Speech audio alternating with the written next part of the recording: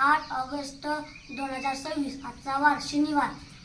प्रयोगाचे नाव जलतरंग ध्वनी निर्मिती। प्रयोगाचे साहित्य पाणी, 7 वाट्या किंवा काचेचे ग्लास, वेगवेगळे रंग आणि 1 चमचा। आपण डावीकडून उजवीकडे चढत्या क्रमाने वाट्यात पाणी भरले आणि वेगवेगळे रंग त्यामध्ये टाकले।